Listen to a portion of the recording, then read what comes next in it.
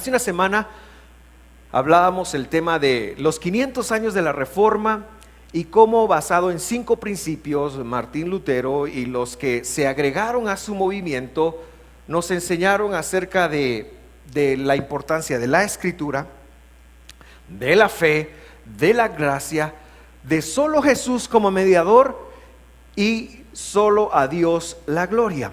Hoy regresamos de alguna manera a el libro de Juan, al Evangelio según Juan, que hemos estado estudiando a lo largo de estas semanas. Y quiero pedirle que abra su Biblia en el capítulo 6 del libro de Juan. En el capítulo 6 del libro de Juan. No sé si lo vamos a tener en pantalla, Santiago. Muy bien, entonces nos da un minutillo en lo que vamos llegando. Pero en el capítulo 6 de Juan, usted recordará que está aquella maravillosa historia de la alimentación de Jesús a 6,000 personas. Hace un par de semanas, más bien dicho 3 semanas, hablábamos del milagro que está escrito ahí. Y si alguien necesita un milagro, que lo vuelva a escuchar. Por cierto, si usted quiere recibir las prédicas gratis por WhatsApp, regístrese también con Miriam, dele su número de teléfono o diga yo, y ella me lo va a hacer llegar a mí, y con mucho gusto nosotros estamos regalando las prédicas, porque necesitamos que la palabra de Dios llegue, y el oír viene por el oír de la palabra de Dios, viene la fe, perdón. Capítulo 6, versículo 65. 6:65. Muy interesante esta historia y el debate que luego surge a raíz de unas conexiones que Jesús pone a la gente a hacer. Pero ya terminando el capítulo, la Biblia dice, yo leo la Reina Valera 95, y dijo, hablando de Jesús, por eso os he dicho que ninguno puede venir a mí si no les dado del Padre. Desde entonces muchos de sus discípulos volvieron atrás y ya no andaban con él. Dijo entonces Jesús a su núcleo más cercano, los 12, ¿quieren acaso irse ustedes también? Le respondió Simón Pedro, Nel, Señor. Perdón, señores, me emocioné. Señor, ¿a quién iremos? Tú tienes palabras de vida eterna. Y nosotros hemos creído y conocido que tú eres el Mesías, el Hijo del Dios viviente. Imagínese usted ese momento en donde las personas empiezan a desertar al dador de la vida, porque una vez él tomó la delicadeza de exigir una ética más alta de los que lo seguían.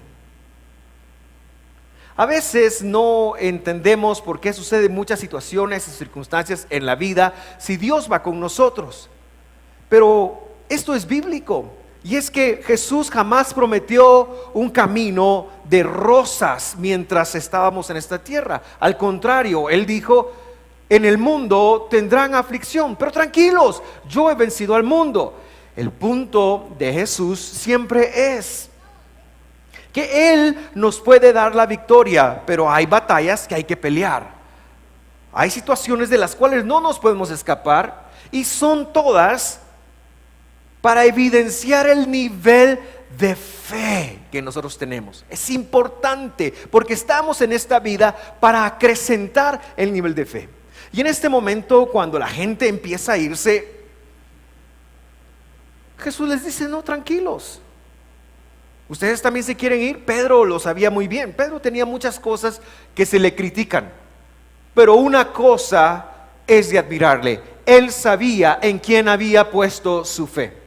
Él estaba muy claro qué estaba haciendo allí, al punto que en el año 67 de nuestra era, o 66 más o menos, cuando a Nerón se le ocurre empezar a martirizar cristianos porque él estaba buscando un chivo expiatorio, sus fuerzas crucifican a Pedro, y Pedro dice, ¿saben qué? No soy digno de que me crucifiquen igual que a Jesús, denme vuelta. porque esa mujer yo no puedo compartir ninguna gloria con Él. Y Él da su vida. Es impresionante cómo Pedro vivió su vida, pero es más impresionante cómo Él puso su fe en Dios. Y es una lección de fe que nosotros debemos de aprender a tener en la vida. Por supuesto que hay personas que van a desertar. Por supuesto que hay personas que no van a compartir lo que nosotros creemos. Por supuesto que hay personas que incluso van a dudar o van a cuestionarnos. Y lo cuestionaron con su abandono, lo cuestionaron yéndose. Y eso no dejó a Jesús. Y hay una verdad muy interesante cuando nosotros empezamos a leer esta palabra que dice: nadie puede venir a mí si no le es dado del Padre. Las versiones más nuevas dicen: si no es atraído por el Padre. Atraído como una fuerza magnética. Y es que Dios es el centro de todo. Dios es el originador de todo lo bueno, y su fuerza hacia nosotros es magnética. Por eso nosotros estamos acá, porque fuera de Él nada podemos hacer, porque lo necesitamos a Él. Y a veces esa necesidad de Él se esconde en problemas en las relaciones, se esconde en problemas financieros, en problemas en el cuerpo. Pero todo es una atracción en donde Dios nos está llamando a Él. Dios nos está queriendo unir a Él, y el proceso de acercarnos a Él se llama fe. Fe que vive, fe que trasciende. A nadie le es dado acercarse a Jesús si el Padre no lo atrae. Si el Padre no lo atrae. Esta atracción me recuerda a otro hombre en la Biblia.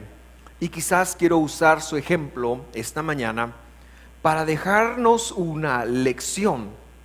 Porque al final del día, el título de esta prédica es El llamado de Jesús. Y queremos hacer algo bien claro, terminar con una administración bien clara. Y me refiero a Noé. La palabra Noé, o las condiciones del nacimiento de Noé en el capítulo 6 de Génesis, son muy interesantes. Su papá reconoció que él traía algo importante.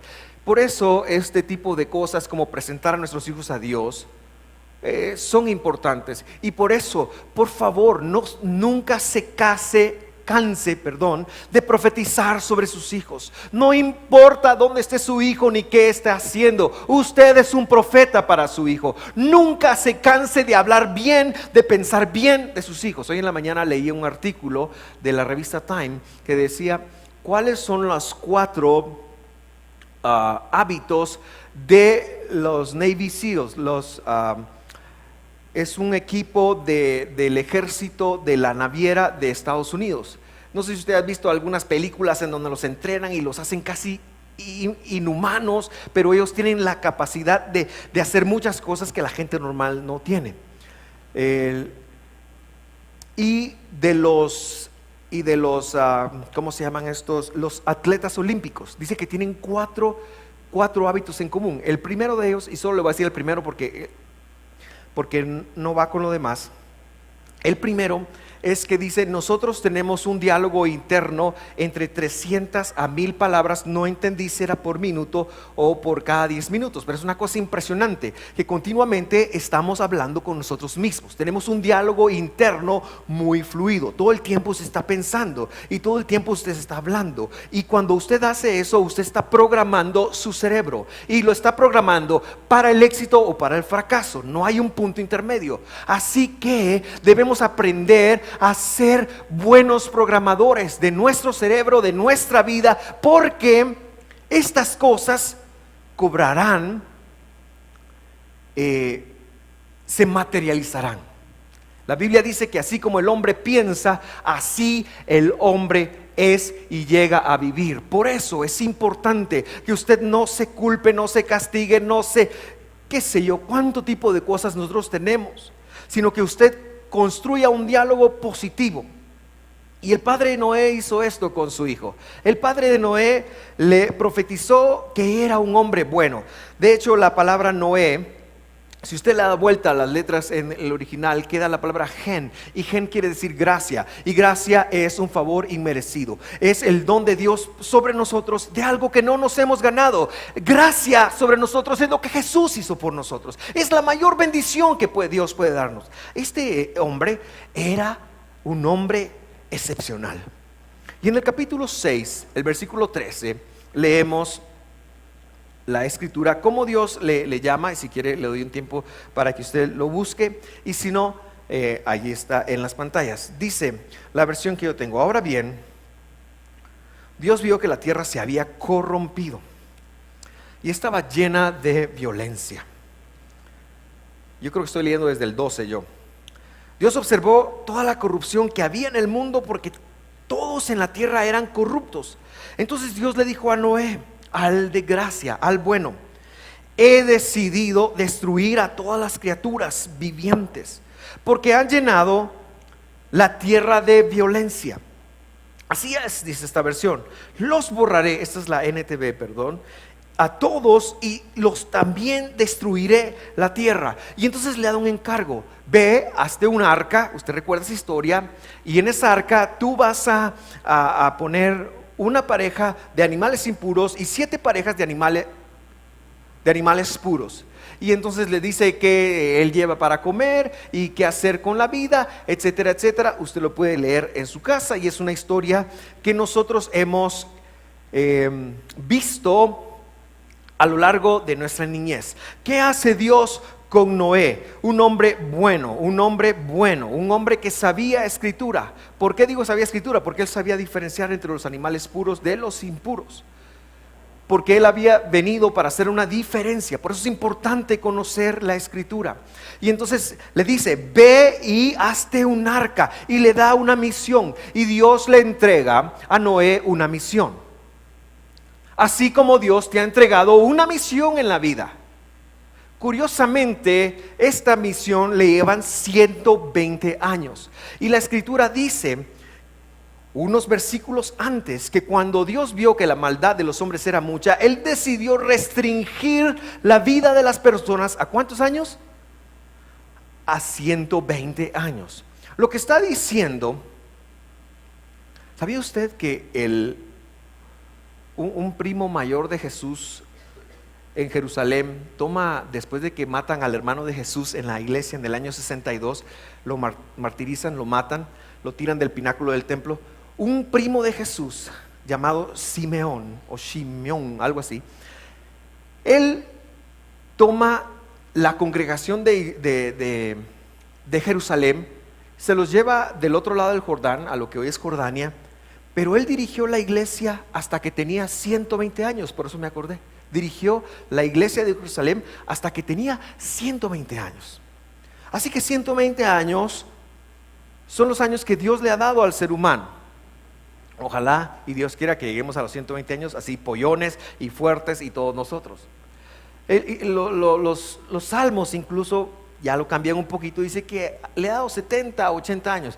Pero yo sé que usted va a llegar a 120, hermano Beni, así que tranquilo. Pero el punto que estoy tratando de decir es que este número que le llevó a él construir el arca era la misión de su vida. Por supuesto que en ese entonces se vivía más, porque Dios nos da a todos los hombres y a todas las mujeres una visión de vida, un propósito. Por cierto, en el artículo que leí hoy en la mañana, el segundo aspecto de ello era que eran personas que tenían retos y objetivos claros para cada día. Me estoy acordando.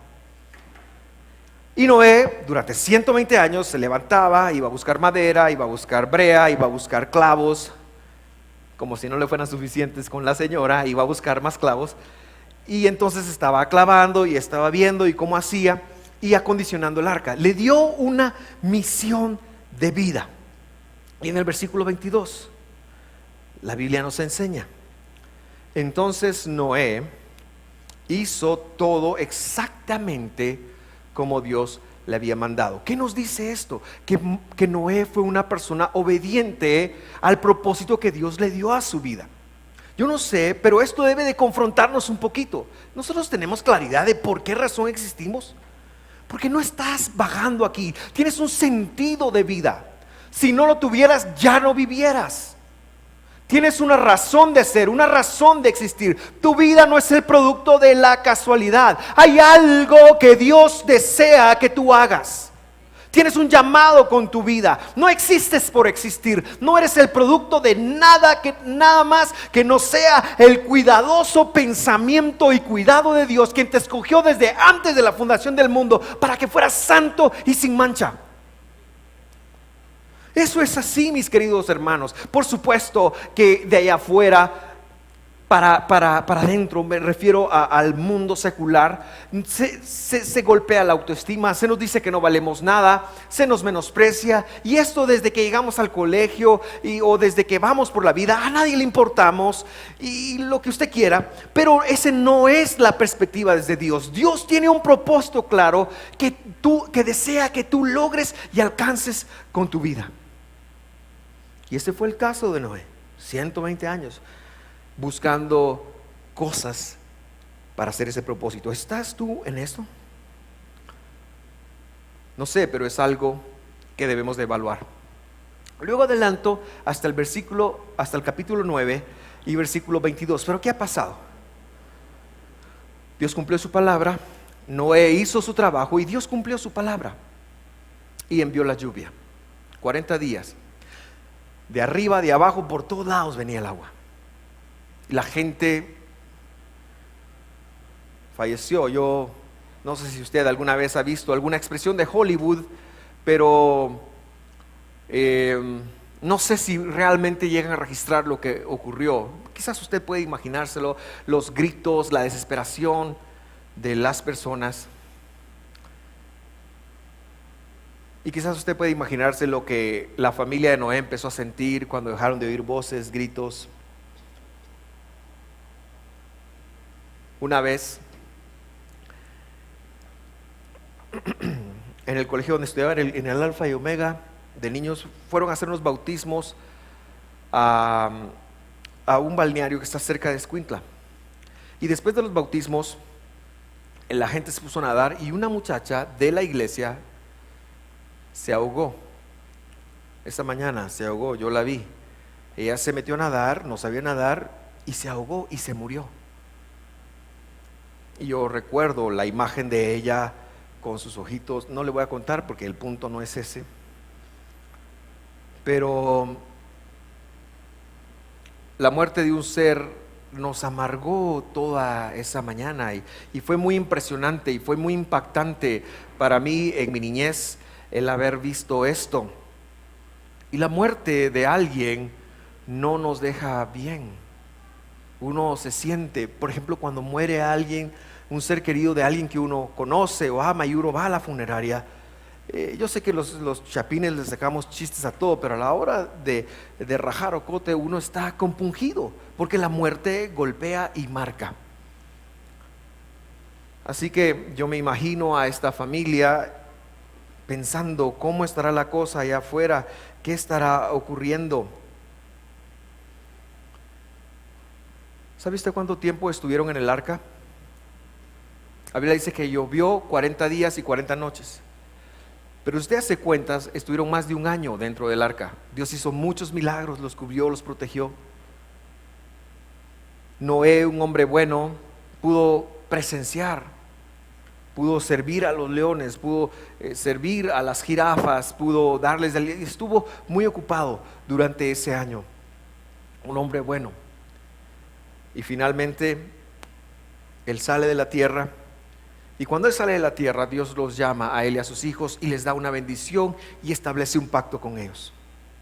¿Por qué? Porque Dios es bueno siempre, porque Él siempre da oportunidades, porque Él siempre está buscando que nosotros enderecemos nuestros caminos, porque Él siempre tiene algo, un propósito de vida para ti, para lograr. Dios es bueno. Aun en medio de la circunstancia que puedas estar viviendo, Dios es bueno. Y si te está yendo bien, aún en eso, Dios puede ser más bueno todavía. Pero entonces Noé estuvo en ese servicio, que alegre, hicieron el sacrificio que tenían que hacer, vio el arco iris, dijo gloria a Dios, aleluya, amén, un domingo muy ungido, quizás como hoy en la mañana, ¿verdad? Y se fue a su casa y decidió hacerse agricultor. Y entonces el capítulo 9, versículo 20, narra algo muy interesante. 9:20. Después Noé comenzó a labrar la tierra y plantó una viña. Nada raro hasta acá, pero sigamos la lectura. Cierto día, dice, y bebió del vino y se embriagó y estaba descubierto en medio de su tienda. Y lo que pasó de ahí sería algo que trajo maldición incluso a su descendencia. Dice que él maldijo incluso a su nieto. No quiero entrar en temas de qué pasó. Si usted me invita a un café, yo le puedo explicar qué pasó. No es para nada agradable. Es una tragedia de proporciones astronómicas.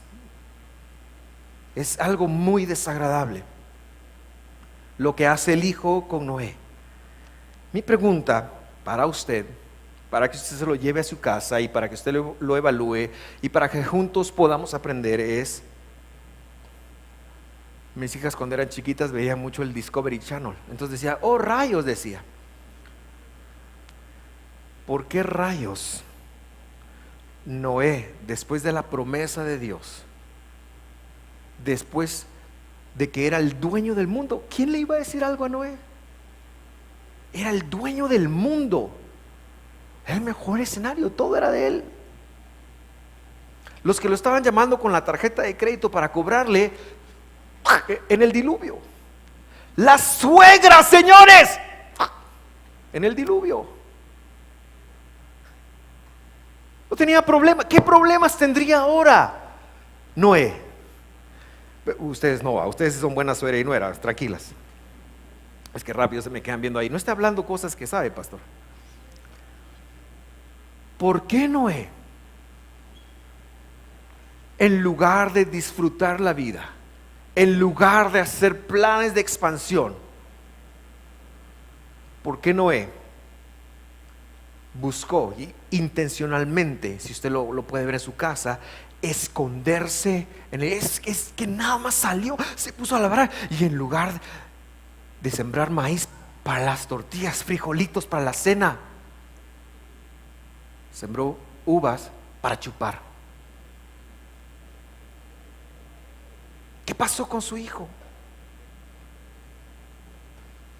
La única conclusión a la que podemos llegar es que Noé, desde el momento que cerraron el arca, la empezó a pasar mal. La empezó a pasar mal. Sí, Noé empezó a bregar con culpa, con condenación, autocondenación. Noé empezó a bregar con esas cosas que los humanos tanto nos cuesta enfrentar y entender. El si yo hubiera, dice uno.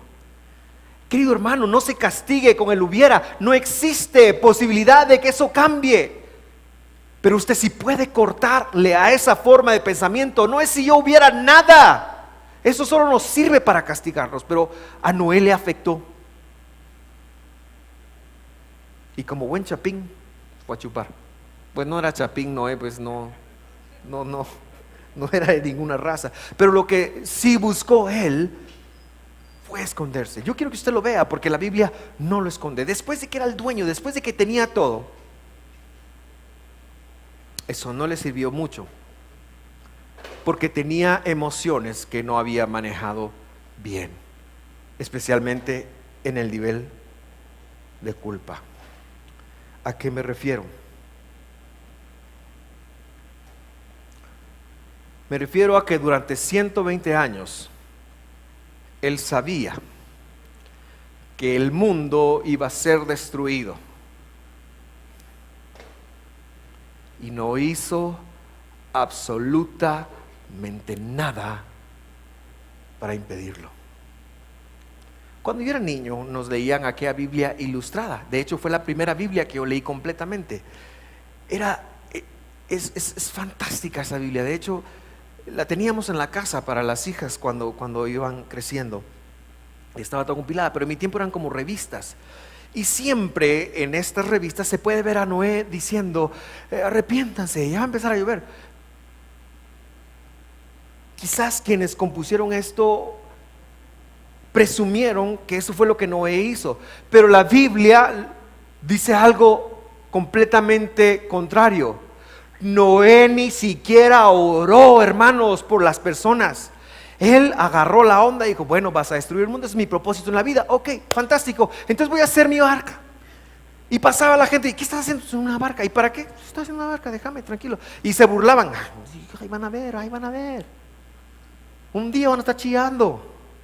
Y se ensimismó tanto en su proyecto de vida, se ensimismó tanto en lo que él pensaba era la salvación de él y de su familia. Y se le olvidó ver hacia afuera, y se le olvidó ver que todos estamos conectados, se le olvidó ver que los demás importan mucho. Se preocupó exclusivamente en él.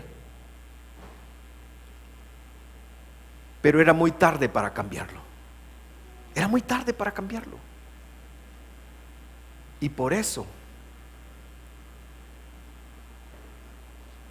y escúchelo bien, el resultado fue muy terrible para él. Querido hermano, yo creo que Dios nos da un propósito de vida a todos, y ese propósito lo tienes que alcanzar y lo tienes que cumplir, y tienes que hacer tu mejor esfuerzo para lograrlo. Pero dentro de tu propósito, tú también eres corresponsable de todas aquellas personas con las que tienes relaciones personales. Noé, seguramente, la Biblia no lo dice, pero yo lo estoy pensando, esto es mi pensamiento. Noé llegó y dijo, si yo les hubiera hablado, qué difícil cargar con la culpa de que si él hubiera hecho algo distinto, a muchas personas les hubiera afectado de una manera distinta.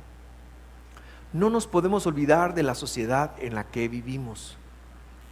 Hay un gran peligro hoy en día, ensimismarnos en nuestros problemas o en nuestros propósitos o en nuestros planes de vida y no hacer algo por los demás. Ese es el peligro. Por supuesto que tú tienes que ser responsable de ti, y eso tienes que ser. Tú tienes que sacar a tu familia adelante, tienes que enseñarle los valores y los principios. Queridos Saquim, ustedes tienen que reproducir lo que ustedes conocen de Dios en sus hijos. Nadie lo va a hacer por ustedes. El colegio no lo va a hacer, la iglesia no lo va a hacer. Nosotros los vamos a apoyar, por supuesto, aquí les vamos a enseñar, pero no podemos reproducir una vida cristiana en sus hijos.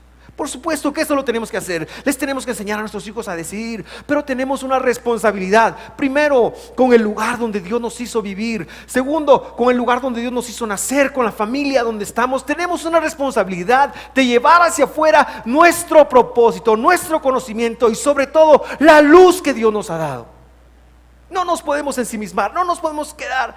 Es tan fácil concentrarse en la vida exclusivamente en lo que en mi propósito de vida. Por supuesto que yo deseo que mis hijas estén bien y que trasciendan y que salgan y que bien, pero no me puedo olvidar de eso, no me puedo desequilibrar en eso tampoco, porque aquel que no provee para los de la familia es peor que un incrédulo y ha negado la fe, dice Timoteo. Por supuesto que yo tengo que proveer para mi familia, pero tengo que permitir que mi luz brille para los demás. Noé ni siquiera oró. Noé ni siquiera, era un hombre bueno, le hizo caso a Dios, obediente, pero no le bastó, no fue suficiente.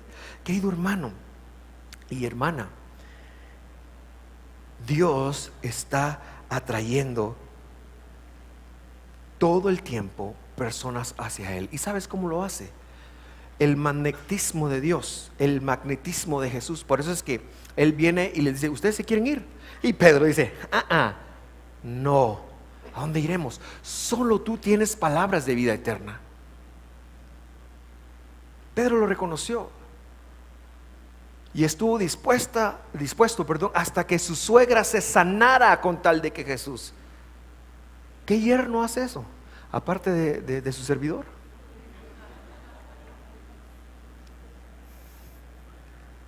Estuvo dispuesto a dejar lo que hacía. Pedro no fue irresponsable. Agarró a un administrador y le dijo: mira, cuídame las barcas, yo voy a seguir al Señor. Que su familia tuviera de comer, por supuesto. Todos tenemos una responsabilidad, ese es mi punto. Todos tenemos una responsabilidad hacia los que conocemos. Por supuesto que usted no es responsable de si ellos se acercan a Dios o no, pero sí es responsable de llevarles una luz. Usted no es responsable de que ellos reciban a Jesús en su corazón o que tomen buenas decisiones. Eso estamos claros. Cada quien tiene que hacerlo por sí mismo. Pero sí somos responsables que sepan que hay un Dios que da vida, que vive en medio de nosotros, y de vivir una vida poderosa. Pedro estaba pegado a Jesús y tenía sus errores, por supuesto, y tuvo sus metidas de extremidades inferiores, por supuesto. Negó a Jesús. ¿Qué más culpa que esa? Pero Jesús siempre lo recibió y siempre lo restauró y siempre lo ayudó a proyectarse afuera. Entonces yo tengo dos preguntas para meditar esta mañana y voy enfilándome hacia terminar. Número 1, ¿estás cumpliendo tu propósito en la vida? Esta es una pregunta que solo tú te puedes responder.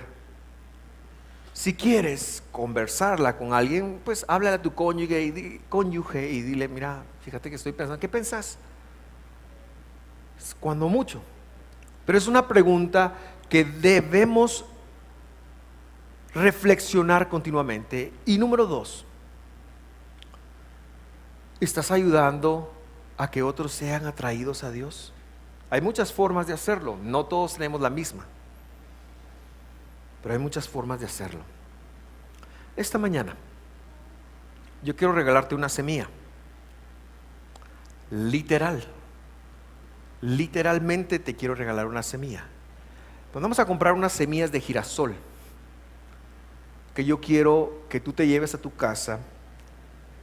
Mi intención es que tú plantes una flor de girasol en tu casa y que esa flor te recuerde contigo, y pueden empezar a repartirla como que fueran bolitas de pinball. Mi intención es que tú te lleves esta semilla, la siembres en tu casa y te puedas recordar que tienes una responsabilidad de brillar con los demás. Ahora, lo que tú decidas hacer con la semilla, eso yo no voy a ir a tu casa a buscar qué estás haciendo.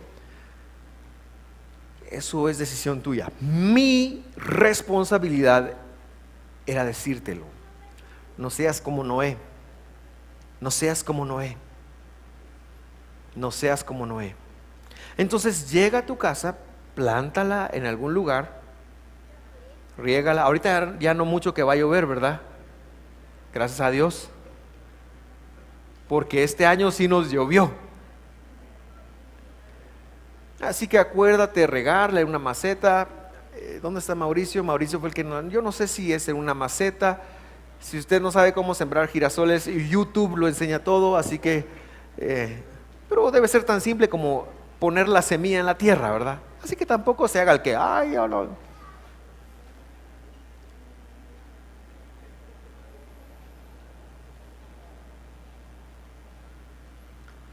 Quiero decirle algo. Cuando Dios le dijo a Noé: voy a destruir el mundo, hazte un arca, lo voy a preservar, le estaba diciendo también: voy a destruir el mundo y lo voy a preservar. Yo creo que esta misma palabra está siendo hablada enfrente de nosotros hoy en día, porque el mundo está muy mal, señores. Y como dicen en mi tierra, it's not gonna get any better. No, son mentiras. Como dice en mi tierra, no mucho que va a mejorar. El mundo está, usted se piensa, no, es que de plano no escogimos un buen presidente. Ese no es el problema. Cada 4 años el atarantado que llegue no le va a ir. O sea, y ellos son necesarios. Una vez se me salió Loida. Y yo no estoy diciendo que el gobierno sea necesario, al contrario, el gobierno es necesario y debemos de orar por nuestras autoridades, estoy bien. Pero el mundo no sabe componer, pues. Solo hay una persona capaz de componer el mundo y todavía no llegó por segunda vez. Que nuestra oración lo traiga, eso es otra cosa. Estoy hablando de Jesús, solo Él va a venir a arreglar el mundo. Nuestro papel es ser nuestra arca en el mundo. El mundo está siendo destruido, de verdad. Estaba yo viendo que ya hay una isla de plásticos en el océano Atlántico, me parece que es del tamaño de... No, pero estamos destruyendo el mundo, como decía el himno, ¿no está Boris? El himno de Boris. Boris me mandó su himno en WhatsApp, decía, hay que chupar, el mundo se va a acabar, decía. Yo presumo que está hablando de dulces o algo así, ¿verdad?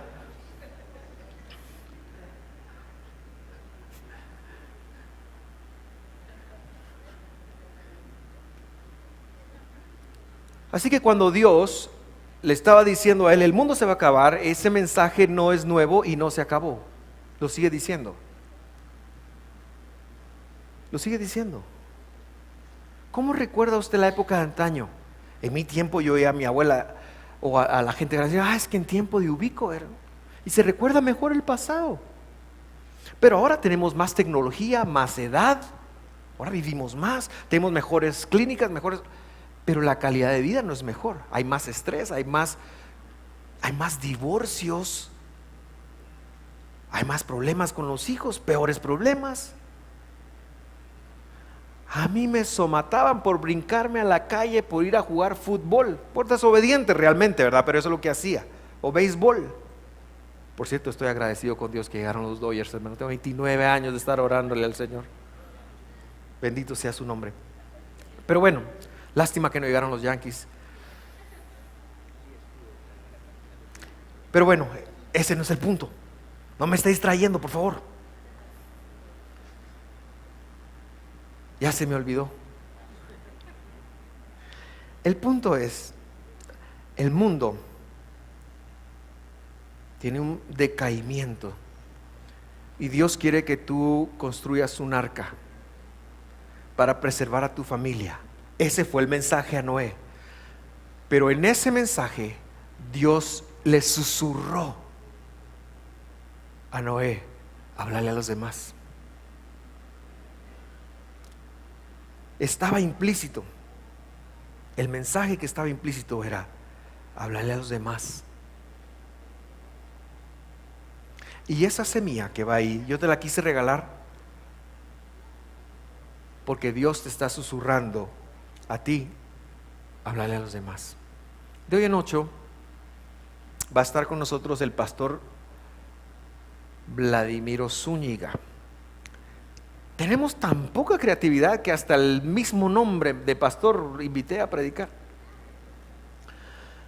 Vladimiro Zúñiga es un médico de profesión, pero él maneja su ministerio, es un pastor.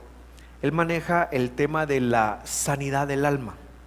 Sanidad del alma, es experto en Guatemala, ha dado muchos seminarios. De hecho, algunas personas de la congregación acaban de terminar un seminario con él. De hoy en 8, él nos va a venir a predicar o nos va a venir a dar un tema sobre cómo superar las adversidades. Ahora, no es a nivel de las cosas de hacer, sino cómo superar las adversidades primero dentro de nosotros. Cómo cambiar la mentalidad de un derrotado a un vencedor. Cómo sanar heridas. Miren todo lo que va a venir a hacer para superar las adversidades de adentro hacia afuera. De hoy en 8 es un tema evangelístico.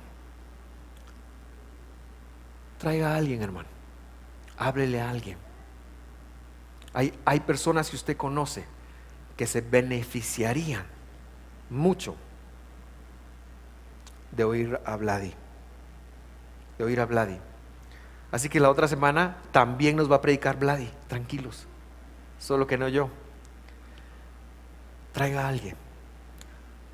Porque lo que Dios está susurrando es, Dios está diciendo, salva a tu familia, pero lo que está susurrando es, háblales a otros, ora por otros, busca el bien de otros también. Esa es nuestra misión.